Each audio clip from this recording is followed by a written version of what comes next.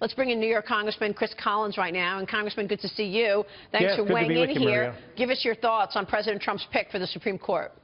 Well, it was the perfect pick, Maria, and I tend to agree with what some of your other panelists have been saying. This would be very hard for several of those Democrats to filibuster.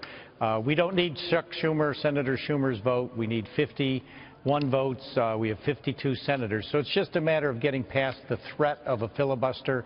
I've been hearing that at least 7 Democrat senators have already indicated they are not going to filibuster. So all you need is one additional senator to come on board, and it'll probably be somewhat of a party line vote. But I think there's no question that Judge Gorsuch will be on the Supreme Court. And I think it's going to move perhaps quicker than Senator Schumer might like. And that's good for America. This is a perfect choice, answering some of the issues of conservatives. You know, look back a year ago, questioning, was Donald Trump a true conservative? He put out the list. He's honored a pledge.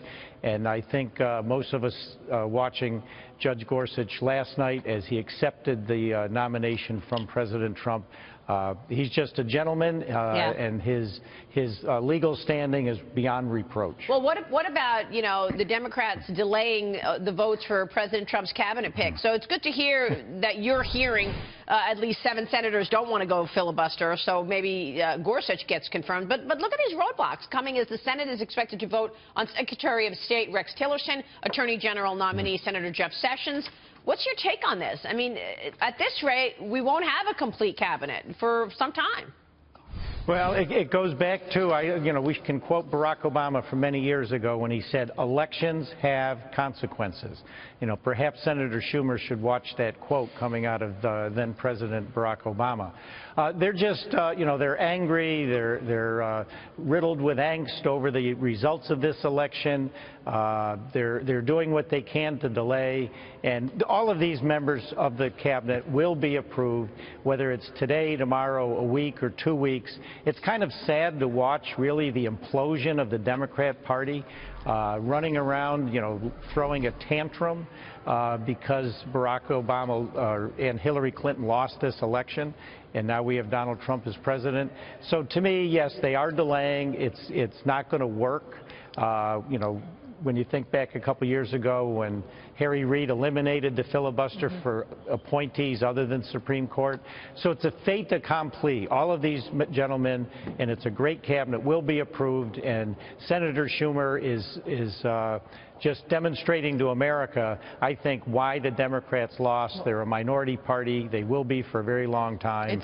It's not just Senator Schumer, because yesterday it was Oregon Senator Ron Wyden who led the fellow Democrats in the boycott on the vote on the Senate Finance Committee. And what's actually happening, Congressman, is that because of the way the Democrats are acting with these nominees, these cabinet nominees, it's giving Republicans cover for potentially using the nuclear option and voting to remove the filibuster on the Supreme Court nominees. So go right ahead, because you're giving Republicans incentive and cover. Yeah, it would be to do what they're doing at their own peril. Many of us in the House wish there wasn't a filibuster at all, because we have a lot of important legislation to push forward, and it is frustrating. We don't have anything like that in the House, that we can quickly pass good legislation. We used to send it over to the Senate to die, and you know, we just need to get America moving forward. So this whole thing is playing out in a way that many of us would like the filibuster gone, and if it happened because of a Supreme Court pick, so be it. But we may run into similar situations, you know, when it comes to tax reform, health care reform, and other we're running into issues. it already with sanctuary cities, right, Congressman? I mean, the city of San Francisco is suing the Trump administration over an executive order on sanctuary cities. The measure states that the federal government will withhold money from cities that protect illegal immigrants from being prosecuted. They're just blowing off the law. Well, I mean, this is you know, the whole concept of sanctuary cities is to not abide by the laws of our land, and in doing so put their own residents at risk and in harm's way. Again, another promise that President Trump made when he was running for office. He's fulfilling that. I know for most of us, you know, we want to, you know, get up in the morning and walk the streets and get our cup of coffee and feel safe.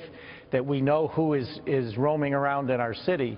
So I don't understand the concept behind these sanctuary cities, and whether it's de Blasio or Rahm Emanuel or San Francisco, it's time to call them accountable like the rest of America to abide by our laws, and President Trump's going to do that. Yeah. I mean, you're a New Yorker. What do you think about this blowing off of the law, Don Peebles? Look, I think, well, when the mayor of New York City or the governor of the state of New York takes the oath of office, they take the oath to uphold the laws of the state or the city and the Constitution. Right. So just like everyday citizens have to honor the law, as Congressman Collins indicated, our elected officials have to follow the law. If you don't like it, go to Washington, D.C., lobby the Congress to change it. Right. But until then, they need to follow the law. But there should be consequences for breaking the law. Yeah, and these consequences, Representative Collins, it's going to be just holding back money, right? I mean, just holding back the funding. How much does New York lose, do you think? Is it $7 billion? Well, I can't tell you how much it is, but I know how tight their budget is. Every city's budget is tight. They can't afford to lose any money. They're all struggling as it is.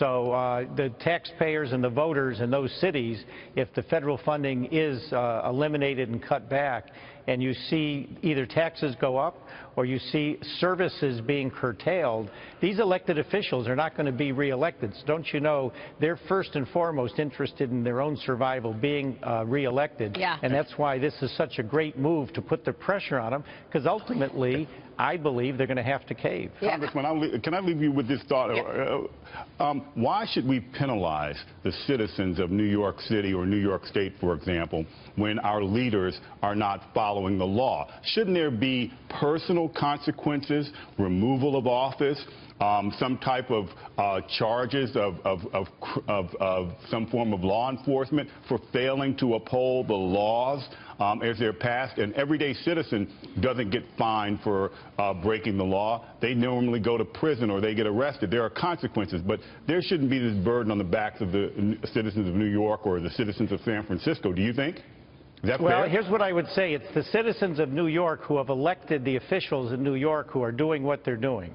So it's time for the voters to get these folks out of office. I mean, New York's the highest taxed, most regulated, least business-friendly state in the nation, and you've got Governor Cuomo trying to out de Blasio. They're all going as far left as they can. It's time for the voters to be outraged and to remove these individuals from office. So that's the consequences that I'm looking for. Let's change the leadership. Yeah, really great analysis there, Congressman. Thanks very much for joining us.